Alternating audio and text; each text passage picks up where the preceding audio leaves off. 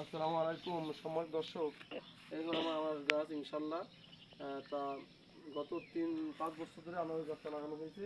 5 বছর ধরে বয়স 5 বছর। তা গত বছরে আগের বছর ধরছিল 6টা আনারস এবং গতবার ধরছিল আপনার 6টা, এবার ধরছে 7টা। এই যে লোক আপনার আনারস এর ড্যামের থেকে মূলত ওই যে ওইখান থেকে আপনার গত বছর আমরা আনারস খেয়েছি। এই যে আমার একটা আনারস ধরছে, এই যে ইনশাল্লাহ দেখেন, এই যে আনারস।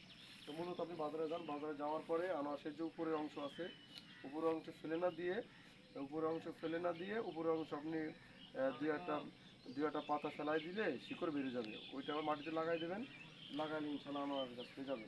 2 বছর পর আনারস ধরবে ইনশাল্লাহ। এই যে এইখানে আপনার, এই যে দেখেন, এইখানে আপনার আনারস ছিল, কেটে ফেলেছি, এই যেমন দাম চাচ্ছে। এই যে আলহামদুলিল্লাহ, এই দেখেন কি সুন্দর আনারস। এই যে কি সুন্দর আনারস, এই যে আলহামদুলিল্লাহ, কি সুন্দর দেখতে, কি সুন্দর দেখেন। এই যে কি সুন্দর, অনেক কাটা কাটা কাটা কাটা কাটা। এই যে আনারস ইনশাল্লাহ দেখতে সুন্দর লাগে। এই যে এখানে 3টা আছে, একটা ছিঁড়ে গেছে বাচ্চারা। আবার আপনার এই যে এই পাশে, এই যে এই একটা আছে, মোট 4টা। আর এই যে এই পাশে 8টা আছে।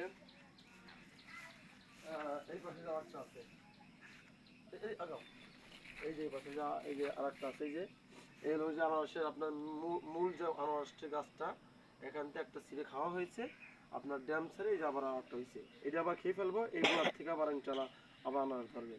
এই জন্য আপনারা আগাগুলো আপনারা করবেন না। আনারসের যে আনারসগুলো কেনেন, আগাগুলো আপনারা ফেলে দিবেন না। এই আগার থেকেই আগাগুলো লাগাই দেবেন। আগার থেকেই দেখবেন ইনশাল্লাহ 2 বছর পর এরকম গাছ হবে, এরকম গাছ হয়ে ওই আনারস ধরবে।